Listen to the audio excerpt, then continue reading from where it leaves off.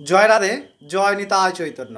আশা করি সবাই খুব ভালো আছেন এবং খুব আনন্দিত আছেন। আমরা ভগবানের অহৈতুকী করুণায় প্রাত্যহিক শ্রীমদ্ ভগবদ্গীতার সাথে সাথে একাদশী সহ প্রত্যেকটি বারব্রত উপবাস সঠিক উপায়ে এবং শাস্ত্রসম্মতভাবে আপনাদেরকে নির্দিষ্ট সময়ের আগে প্রদান করার প্রচেষ্টা করি, অবশ্যই আপনাদের মতো সাধুগুরু বৈষ্ণবের করুণা এবং ভগবত করুণায়। আজকে আমরা এই ভিডিওতে আলোচনা করতে চলেছি পবিত্রারোপণী একাদশী 2024 কবে পালন করা হবে, এর পরের দিনের পালনের সময়সূচি ভারত, বাংলাদেশ তথা বিভিন্ন দেশগুলিতে, তার সাথে সাথে এই একাদশীর বিশেষ মাহাত্ম্য কী এবং কেন শুনবো, এবং এই একাদশী করলে আমাদের কী লাভ হবে। অবশ্যই কিছু বিশেষ কর্তব্য যেগুলি পালন করা প্রয়োজন, এবং যাদের গুরুপাঠ অর্থাৎ গুরুদেব স্বীকার করেছেন বা গুরু দীক্ষা নিয়েছেন, অবশ্যই আপনারা আচার্য পরম্পরার নিয়ম বা গুরুদেবের উপদেশ অনুযায়ী আপনারা একাদশী করবেন। অবশ্যই সমস্ত বিস্তারিত এই ভিডিওর মধ্যে আপনাদেরকে দেওয়া হলো। শ্রাবণ মাসের শুক্লপক্ষের একাদশী হলো এই পবিত্রারোপণী একাদশী। 2024 সালে এই পবিত্রারোপণী একাদশী হলো 16 তারিখ অর্থাৎ 16ই আগস্ট শুক্রবার। এর পরের দিন 17ই আগস্ট এই একাদশীর পালন। ভারত, বাংলাদেশ তথা বিশ্বের এশিয়ার সমস্ত দেশেই, শুধুমাত্র আমেরিকা এবং বাকি কিছু দেশে তার পরের দিন এই একাদশী হবে, কিন্তু ভারত, বাংলাদেশ তথা এশিয়ার সমস্ত দেশেই 16ই আগস্ট অর্থাৎ শুক্রবার এই একাদশী পালন করা হবে। এবার চলুন, এই যে একাদশীর প্রধান বিষয়বস্তু হচ্ছে একাদশ ইন্দ্রিয় সংযম। আমাদেরকে ভগবত প্রাপ্তির জন্যে এই যে প্রকৃতিজাত ইন্দ্রিয় যেগুলি সমস্ত প্রকৃতির প্রতি আকর্ষণ করে, সেই প্রকৃতি থেকে ত্রিগুণাতীত অবস্থায় যাওয়ার জন্যে এই একাদশী ব্রতের বিধান ভগবান করেছেন, এবং যিনি শাস্ত্রসম্মতভাবে এই একাদশী পালন করেন তিনি নিশ্চিত রূপে কল্যাণকর যুক্ত হন এবং কল্যাণ পদ প্রাপ্ত করতে পারেন। অবশ্যই গর্গ সংহিতা অনুযায়ী একাদশীর দিন, একাদশীর আগের দিন এবং একাদশীর পরের দিন বিশেষ 10টি তো বিশেষ কর্তব্য আছে। প্রধানত কয়েকটি আমি বিশেষ করে বলে দিচ্ছি, যেটা হচ্ছে নেশাজাতীয় দ্রব্য ভোজন করা না করা, দ্রুত ক্রিয়া ইত্যাদি, জুয়া ইত্যাদি না খেলা, এবং আমিষ গ্রহণ না করা। যদি পারেন 3 দিন একবার ভোজন, একাদশীর দিন যারা নির্জলা করতে পারছেন অবশ্যই করবেন, না হলে করবেন না। কাঁসার পাত্রের মধ্যে ভোজন করবেন না। অবশ্যই স্ত্রী সঙ্গ থেকে, অবৈধ তো একদমই নয়, কোনো সময় নয়, সাত্ত্বিক স্ত্রী সঙ্গ বর্জন থাকবেন এই কয়েকদিন, 3 দিন যারা ব্রত করছেন। এবং এই একাদশী যে প্রধান খাদ্যাবলী, তার মধ্যে আপনারা ধান, গম আদি পঞ্চ রবি শস্যের মধ্যে যত প্রকার শস্য পড়ে সেই সমস্ত বাদ দেবেন। আপনারা বাদাম, আলু, পেঁপে ইত্যাদি, কাঁচকলা ইত্যাদি সেদ্ধ করে আপনারা আপনাদের মতো পেতে পারেন। অনেকে সামাচাল বর্জন করেন, অনেকে সামাচাল খেতে পারেন। অবশ্যই আপনারা গুরুপাঠ অনুযায়ী এগুলি কিন্তু করবেন। এবার চলুন, এই যে একাদশী আমরা এক ঝলকে দেখে নিই। এই পরের দিন এই একাদশীর পালনের সময়, পরের দিন অর্থাৎ 17ই আগস্ট শনিবার এই একাদশীর পালন ভারতে সকাল 5টা 15 মিনিট থেকে শুরু করে সকাল 8টা 7 মিনিট পর্যন্ত, এবং বাংলাদেশে এই পালন সকাল 5টা 41 মিনিট থেকে শুরু করে 8টা 37 মিনিট পর্যন্ত। এরপরে আমরা মাহাত্ম্য কথায় চলি। জয় রাধে। এই পবিত্রারোপণী একাদশী 2024 16ই আগস্ট এবং পরের দিন 17ই আগস্ট এর পালন। এবার আমরা একসঙ্গে মাহাত্ম্য কথা শুনে নিই। এই মাহাত্ম্য কথা যুধিষ্ঠির মহারাজ ভগবান শ্রীকৃষ্ণকে বলছেন যে, হে কৃষ্ণ, এই যে শ্রাবণ মাসের শুক্লপক্ষের একাদশী, এই শ্রাবণ মাসের শুক্লপক্ষের একাদশীর মাহাত্ম্য কথা আপনি করুণাপূর্বক আমায় বলুন। ভগবান কৃষ্ণ অত্যন্ত প্রসন্ন হয়েছেন এই প্রশ্ন, এবং তাকে উপদেশ করছেন যে, হে যুধিষ্ঠির মহারাজ, আমি আপনার প্রসন্নতা বিধানের জন্য এবং আপনার প্রশ্নের উত্তর দেওয়ার জন্য, আপনার প্রশ্নের নিবারণ করার জন্য আমি আপনাকে অবশ্যই এই একাদশীর মাহাত্ম্য কথা বলবো। তবে এই একাদশীর মাহাত্ম্য কথা শোনা মাত্রই বাজপেয়ী যজ্ঞের ফল লাভ হয়। তাই ভাবুন, একটি যজ্ঞ করতে কত হয়। এইটাই হচ্ছে কলিযুগের পরম প্রতাপ।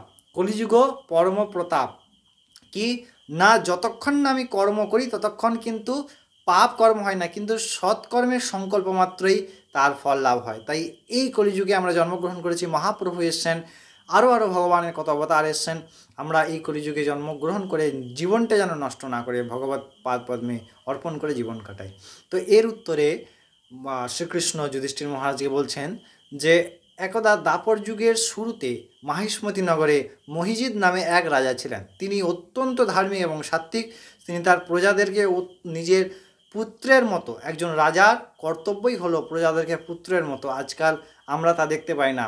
সেই কারণে রাজার কারণে প্রত্যেক প্রজার কে দুঃখ কষ্ট পেতে হয়, এবং প্রত্যেক প্রজার কারণেও কিন্তু রাজাকে দুঃখ কষ্ট পেতে হয়। তাই প্রত্যেকেই প্রত্যেকের পরিপূরক। তো তিনি পুত্রের মতো পালন করতেন তার সমস্ত সেনাদলকে, কিন্তু এত আনন্দের মধ্যেও তার যেটি ছিল না সেটি হচ্ছে পুত্র।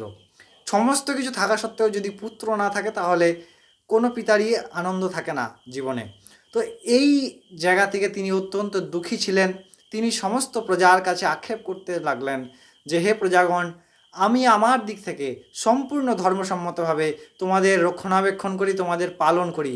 আমি নিজের পুত্রের থেকে কিছুটাও কম ভাবি না তোমাদেরকে। যাকে দুষ্টকে সঠিক উপায় তাকে দণ্ড, এবং সাধুদের তাদের সঠিক উপায়ে পালন, তাদের প্রণাম ইত্যাদি আমি সমস্ত প্রকার ধর্ম মেনে করি। কিন্তু আমার এই দুঃখ কেন? এই সমস্ত শুনে প্রজাগণও খুব ব্যথিত হলেন। রাজা যদি প্রজা কল্যাণমূলক হয় তাহলে প্রজাগণও কিন্তু রাজার পাশে দাঁড়ান তেনার দুঃখে। এই রাজার যারা পুরোহিত ছিলেন, অর্থাৎ রাজপুরোহিত ছিলেন, তারা রাজার অত্যন্ত কাছের লোক ছিলেন, এবং তারা কি করলেন, তারা সেই রাজাকে বললেন যে, হে রাজা মহারাজ, আমি আপনার দুঃখের কারণ বুঝতে পারছি, এবং আমরা প্রচেষ্টা করছি যাতে আপনার এই দুঃখের নিবারণ করা যায়। এই পুত্রের গুরুত্ব কোথায়? পুত্রের গুরুত্ব হচ্ছে পুত্র পিণ্ডদান করে, এবং পিণ্ডদান করলে আমরা পিতৃঋণ থেকে মুক্ত পাই, এবং আমাদের আত্মা আরও ঊর্ধ্বগতি হয়, এবং পরের আরও শক্তি পায়, অর্থাৎ যে অধোগতি যোনি তার থেকে মুক্তি পায়। তো শাস্ত্রীয় একদম ব্যাখ্যা এবং প্রমাণ আছে শাস্ত্রীয়। গরুর পুরাণে বিশেষ করে পিণ্ডদানে মাহাত্ম্য করা বলা হয়েছে। তো এই পুত্র, এই পুরোহিতগণ কী করলেন, রাজামশাইকে প্রণাম করলেন, এবং তারা জঙ্গলের মধ্যে গেলেন। বনের মধ্যে বিভিন্ন সাধুর আশ্রমে শুরু করলেন দেখতে, খুঁজতে, এবং খুঁজতে খুঁজতে একসময় মহা তেজস্বী, নিরোগ এবং অনাহারে যিনি থাকেন, অথচ পরম শক্তিশালী, যিনি ভগবত নামে আসক্ত, তিনি সমস্ত প্রকার পার্থিব কোনো বস্তুর ভোগ ছাড়াই তিনি অনেক আনন্দিত থাকেন, তিনি অনেক সুস্থ থাকেন, তিনি অনেক সবল থাকেন। একজন সাধুর সঙ্গে দেখা হলো, একজন মুনির সঙ্গে দেখা হলো। সেই মুনির নাম আপনারা অনেকেই জানেন, বিভিন্ন প্রসঙ্গে আমরা পাই। তিনি হলেন লোমশ মুনি। সেই লোমশ মুনি কী করলেন, লোমশ মুনিকে দেখা মাত্রই সেই সমস্ত ব্রাহ্মণগণ কী করলেন, সাষ্টাঙ্গে প্রণাম করলেন, এবং প্রণাম করে সবাইকে লোমশ মুনি আশীর্বাদ প্রদান করলেন, এবং সবার সংবাদ জিজ্ঞেস করলেন।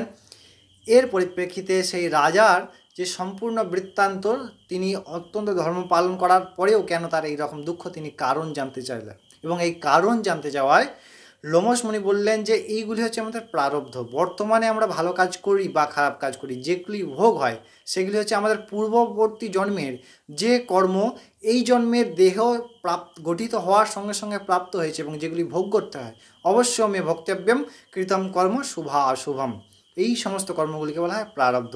এই প্রারব্ধের কারণেই এই দুঃখ ভোগ করতে হচ্ছে। তো এই বিষয়ে চিন্তা করার কোনো কারণ নাই। তারা তখন প্রশ্ন করলেন, হে মুনিবর, এই দুঃখের অবসান কিভাবে হবে, এবং এর থেকে রাজামশাই কিভাবে আমরা আমাদের রাজাকে মুক্ত করতে পারবো, আনন্দিত করতে পারবো। তখন তিনি এই বিধানটি করলেন যে, শ্রাবণ মাসের শুক্লপক্ষের যে একাদশী, শ্রাবণ মাসের শুক্লপক্ষীয় একাদশী, অর্থাৎ এই যে পবিত্রারোপণ একাদশী, এটি সঠিক উপায়ে যদি পালন করেন, এবং ব্রাহ্মণ আদি সমস্তদের ভোজন করান, এবং ভগবত অর্চনার মাধ্যমে সমস্ত দিন কাটান। অবশ্যই একাদশীর একটি গুরুত্বপূর্ণ যে, যারা পারবেন রাত্রি জাগরণ করার বিধান আছে, এবং শুধু রাত্রি জাগরণ জেগে বসে থাকা নয়, ভগবত নাম কীর্তন করা, তা মহামহিম। এবং নির্জল উপবাস প্রত্যেকটি একাদশী করলে ভালো হয়। যারা পারছেন না অবশ্যই করবেন না, কিন্তু যদি করতে পারেন তাহলে নিশ্চয়ই ভালো হবে। তো এই একাদশী যদি পালন করেন তাহলে কী হবে না, তোমাদের রাজা এই প্রারব্ধ থেকে, এই পাপ থেকে মুক্তি পাবে, এবং তিনি পুত্র সন্তান লাভ করতে পারেন। সেই সংবাদ শুনে অত্যন্ত প্রসন্ন হয়ে ব্রাহ্মণগণ আবার পুনরায় প্রণাম করলেন, এবং রাজমহলে ফিরে আসলেন। এসে রাজাকে সমস্ত বৃত্তান্ত ব্যাখ্যা করলেন, এবং ব্যাখ্যা করার পরে রাজামশাইকে বললেন যে, আপনি এই একাদশীর ব্রত পালন করুন। তিনি এই যে একাদশী, পবিত্রারোপণী একাদশী, শ্রাবণ মাসের শুক্লপক্ষীয় একাদশী তিনি পালন করলেন। সবাই ভগবত আরাধনার মাধ্যমে নির্জলাভাবে কাটলেন, এবং এর কিছুদিন পরে মহারানী, যিনি রাজমহিষী ছিলেন, তিনি গর্ভবতী হলেন। এরপরে তার পুত্র সন্তান জন্ম হলো, এবং আরও আনন্দময় এই জীবন। শুধু তাই নয়, এই একাদশীর কথামৃত যিনি শুনেন এবং যিনি একাদশী পালন করেন, তিনি নিশ্চিন্তভাবে এই লোকের পরে ভগবত ধাম প্রাপ্ত হন। ভগবানের নিমিত্তে যে কোনো কর্ম আমাদেরকে সেই পরম পদ প্রাপ্তি করায়। তাই আমাদের আরেকটি বিশেষ গুরুত্বপূর্ণ কাজ, যেটি হচ্ছে একাদশীর দিনে অবশ্যই আমরা তুলসীতে জল দেবো। যদি প্রত্যেক দিনই দিতে হয় অবশ্যই জল দেবো।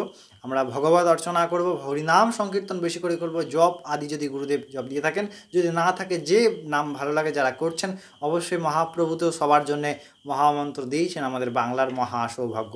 সেই মহামন্ত্র আমরা জপ করি।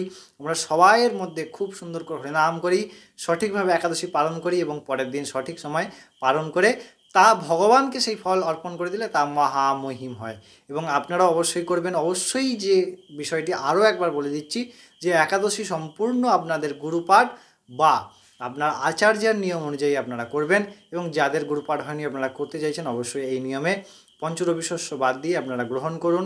দিনে একবার ভোজন পারলে করুন। এবং যে 10টি কথা আমি আগের একাদশীতে বলেছি গর্গ সংহিতা অনুযায়ী, আপনারা 3-4টি যে বিশেষ পয়েন্ট আমি উল্লেখ করে দিয়েছি তার মধ্যে সেটি আপনারা মেনে একাদশী করুন। নিশ্চয়ই আপনাদের কল্যাণ হবে। এবং ভগবানের কাজ করলে বা ভগবানের জন্যে কিছু করলে আমাদের সেটাই পরম কর্ম। এই পৃথিবীতে সমস্ত মিথ্যা, কেবলমাত্র ভগবত কর্মই সত্য, কেবলমাত্র গুরুর জন্যে কাজ করাই শ্রেষ্ঠ। আপনারা অনেক ভালো থাকবেন, সুস্থ থাকবেন। আমরা প্রাত্যহিক আপনাদেরকে শ্রীমদ্ ভগবদ্ গীতা প্রদান করছি, অবশ্যই সেগুলো দেখুন। এবং প্রত্যেকটি বার ব্রত উপবাসের জন্য আমাদের চ্যানেলটিকে সাবস্ক্রাইব করে সঙ্গে জুড়ে থাকুন। ততক্ষণ জয় রাধে, জয় নিতাই চৈতন্য।